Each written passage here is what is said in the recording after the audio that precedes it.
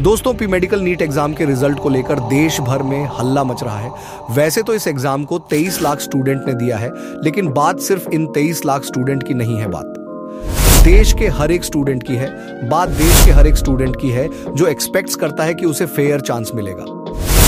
अच्छे कॉलेज में एडमिशन लेने के लिए बात देश के हर एक बच्चे की है, जिसे लगता है कि मेहनत करके पढ़ाई करने से उसे एक अच्छा भविष्य मिलेगा। हम सब जानते हैं कि दोस्तों, स्टूडेंट पर जबरदस्त प्रेशर रहता है।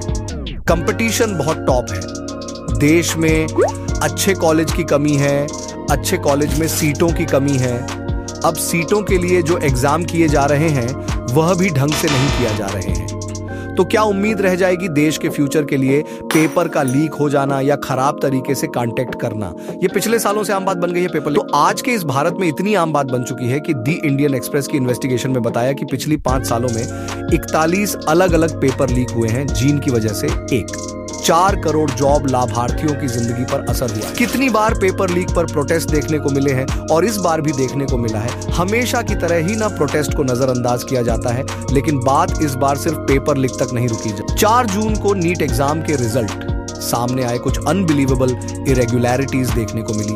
एक बड़े स्केल में किया गया स्कैम। मुझे 715 नंबर मिल जाएंगे। ये सब स्कैम है जो मेरे साथ किया जा रहा है। नहीं चाहिए मुझे मेडिकल की सीट। मेरा तो नीट पर से विश्वास उठ चुका है और दोबारा मैं नीट में कभी कदम नहीं रखूंगी। डॉक्टर्स मुबारक हो जो बाहर निकलेंगे कल को, उन्हीं की किडनी बेचेंगे। साइंस की स्टूडेंट हूँ, पढ़ना चाहती हूँ और आगे बढ़ना चाहती हूँ। मेरी बस इतनी डिमांड थी कि मेरी OMR शीट को चेक करें वो लोग। किसे कहा जा रहा है नीट UG का एग्जाम? ये है national eligibility cum entrance test.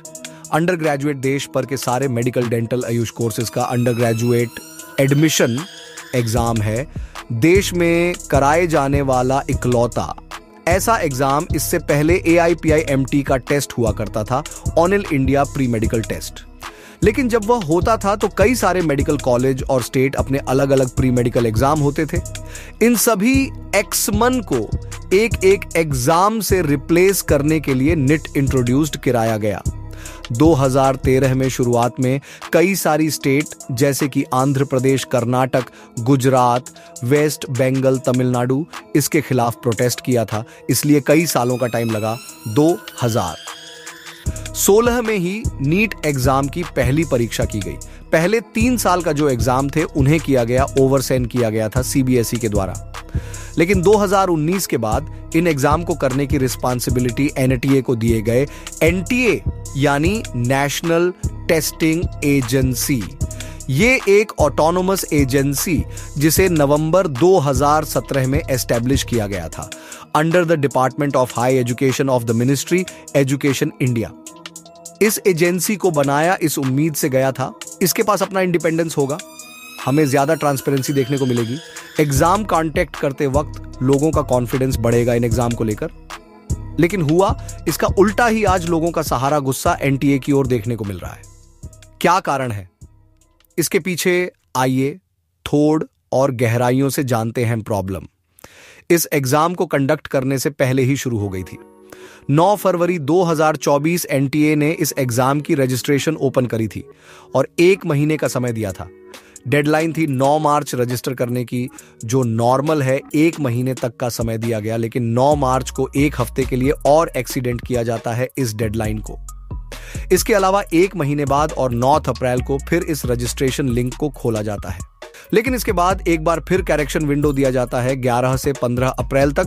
इसके बाद एग्जाम कांटेक्ट किया जाता है 5 मई को और इसके बाद भी ढेर सारी पेपर लीक की खबर आती है अलग अलग स्टेट से, कभी गुजरात से, बिहार से, तो कभी उड़ीसा से। लेकिन असली मजाक शुरू होता है 4 जून को जब रिजल्ट डिक्लेयर होते हैं। नीट का एग्जाम MCQ एग्जाम है जिसमें 4 अलग अलग सब्जेक्ट में प्रश्न पूछे जाते हैं।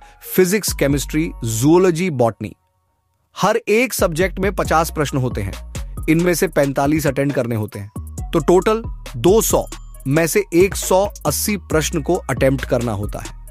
हर सही जवाब के मिलते हैं प्लस 4 मार्क्स।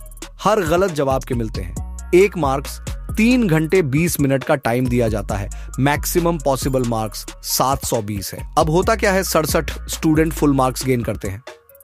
720 में से 720 सबके सब को ऑल इंडिया 1 रैंक मिलती है। यह बहुत ही अजीब चीज है जो पिछले साल एग्जाम होता है। इसमें सिर्फ 2 स्टूडेंट को 720 में से 720 मिले थे। उससे पीछे 2022 को 4 स्टूडेंट ने टॉप किया था, किसी को फुल मार्क्स नहीं मिला था और अब अचानक से 67 स्टूडेंट टॉप करने लगे। यह कैसे हो सकता है एनटीए? मैं इसके 3 रीजन दिए हैं। पहल, उन्होंने कहा कि इस साल का एग्जाम बहुत ही आसान था, लेकिन जब स्टूडेंट और एक्सपर्ट से पूछा गया तो उन्होंने कहा कि इस साल का एग्जाम बहुत ही मुश्किल था। वह कह रहे थे जिसको नीचे जाएगा कोई टॉप नहीं कर पाएगा। दूसरा, एनटीए ने कहा जो नंबर ऑफ कैंडिडेट था वह बहुत ज्यादा था। 3 लाख ज्यादा कैंडिडेट तैयारी कर रहे थे क्योंकि ज्यादा कैंडिडेट थे, इसलिए ज्यादा हाई स्कोर देखने को मिला। तीसरा कांड बहुत ही इंटरेस्टिंग, एनटीए ने कहा इतने सारे रैंक इसलिए आए क्योंकि इन्होंने 67 स्टूडेंट में से 50 स्टूडेंट को ग्रेस मार्क दिया है। इसके अलावा रिजल्ट को दिन पहले ही निकल जाता है, जो कि 4 जून यानी इलेक्शन रिजल्ट के दिन ही डिक्लेयर किए जाते हैं। दोस्तों, अगर आपको मेरी वीडियो अच्छी लगी तो मेरे चैनल को सब्सक्राइब करें। मिलते हैं नेक्स्ट वीडियो में, तब तक दीजिए इजाजत।